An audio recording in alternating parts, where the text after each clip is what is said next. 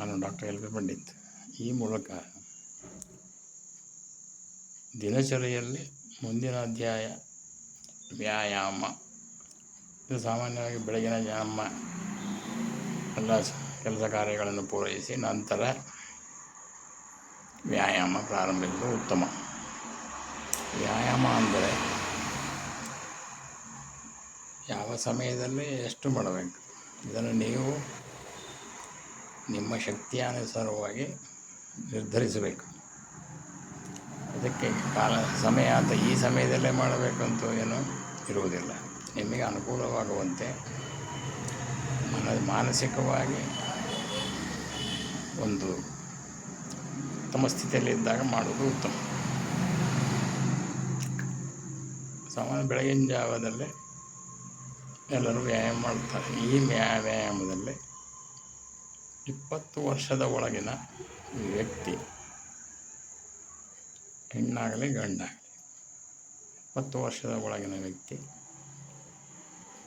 ಹೆಚ್ಚಿನ ಭಾಗದಲ್ಲಿ ವ್ಯಾಯಾಮ ಮಾಡಿದರೂ ಅವರಿಗೆ ಯಾವುದೇ ರೀತಿಯ ತೊಂದರೆ ಉಂಟಾಗುವುದಿಲ್ಲ. ಇನ್ನು ಸಾಮಾನ್ಯವಾಗಿ ಲೇಡೀಸ್ ಅಂದರೆ ಹೆಣ್ಮಕ್ಕಳು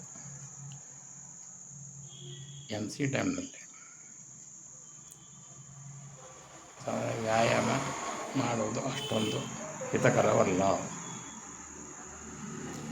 ನೆಕ್ಸ್ಟ್ 20 ವರ್ಷದಿಂದ 30 ವರ್ಷದ ಒಳಗಿನ ವ್ಯಕ್ತಿಗಳು ಸಾಮಾನ್ಯವಾಗಿ ವ್ಯಾಯಾಮವನ್ನು ತಮ್ಮ ಶಕ್ತ್ಯಾನುಸಾರ ಮಾಡೋದು ಉತ್ತಮ. ಇನ್ನು 30ರಿಂದ 40 ವರ್ಷದ ಒಳಗಿನ ವ್ಯಕ್ತಿ ಆದಷ್ಟು ತಮ್ಮ ಶಕ್ತ್ಯಾನುಸಾರ ಕಡಿಮೆ ಪ್ರಮಾಣದಲ್ಲಿ ವ್ಯಾಯಾಮ ಮಾಡೋದು ಉತ್ತಮ. ಇನ್ನು 40 ವರ್ಷದ ಮೇಲ್ಪಟ್ಟ ವ್ಯಕ್ತಿಗಳು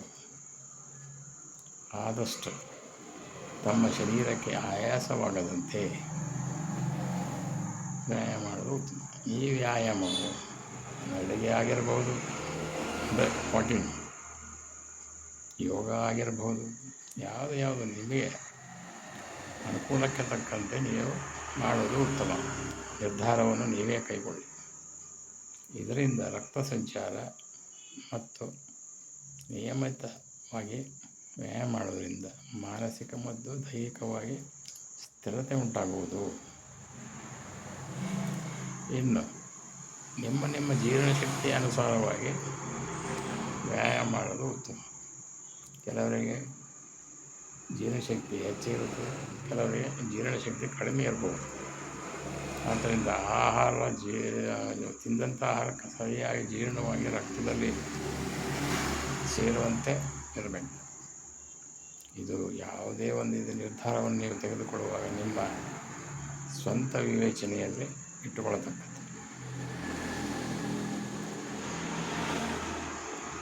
ಸಾಮಾನ್ಯವಾಗಿ ವ್ಯಾಯಾಮ, ಎಕ್ಸರ್ಸೈಸ್ ನಮ್ಮ ಶಾಲೆಯಲ್ಲಿ ಏನು ಡ್ರಿಲ್ ಮಾಸ್ಟರ್ ಹೇಳಿಕೊಡ್ತಾರೋ ಆ ವಿಧವಾಗಿ ಒಂದು ವ್ಯಾಯಾಮವನ್ನು ಮಾಡೋದು ಉತ್ತಮ. ಅಂದರೆ ಪ್ರತಿ ವ್ಯಾಯಾಮ ಮಾಡುವಾಗ ಒಂದು ಗುರುವಿನ ಅಡಿಯಲ್ಲಿ ಸಲಹೆ ಸೂಚನೆ ಪಡೆದು ವ್ಯಾಯಾಮ ಮಾಡೋದು ಅತಿ ಉತ್ತಮ. ಈ ವ್ಯಾಯಾಮದಲ್ಲಿ ಸಾಕಷ್ಟು ಗೊಂದಲಗಳಿರುತ್ತೆ. ಅದಕ್ಕೆ ಉದಾಹರಣೆ, ಒಂದು ವೇಳೆ 30 ವರ್ಷದ ಮೇಲ್ಪಟ್ಟು ವ್ಯಕ್ತಿಗೆ ಎದೆ ನೋವು, ಎದೆಯಲ್ಲಿ ಒಂದು ಆಯಾಸವಾದಲ್ಲಿ ಕೂಡಲೇ ತಕ್ಷಣವೇ ವ್ಯಾಯಾಮ ಮಾಡುವ ಉಂಟಾದ ಒಂದು ತೊಂದರೆಯನ್ನು ಮನೆಯ ವೈದ್ಯರುಗಳ ಸಲಹೆಯನ್ನು ಪಡೆಯುವುದು ಉತ್ತಮ. ಯಾರಿಗೆ ಅತಿ ಅವಶ್ಯಕತೆ ಆಯಾ ವ್ಯಕ್ತಿಗೆ ಒಂದು ಭಾರವಾದ ಒಂದು ವಸ್ತುವನ್ನು ಮಾಡುವಂಥ ವ್ಯಾಯಾಮದಿಂದ ಉಂಟಾಗುವ ಸಮಸ್ಯೆಗಳು ಹೆಚ್ಚು. ಸಾಮಾನ್ಯ ಯೋಗ ಮತ್ತು ನಡಿಗೆ ಅಂದರೆ ವಾಕಿಂಗ್, ಈ ಒಂದು ವ್ಯಾಯಾಮದಲ್ಲಿ ಎದೆಯ ಮೇಲೆ ಹೆಚ್ಚಿನ ಒತ್ತಡ ಬೀಳುವುದಿಲ್ಲ.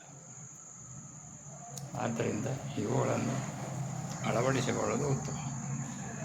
ಇನ್ನು ಮುಂದಿನ ವಿಷಯವನ್ನು ಚರ್ಚಿಸೋಣ.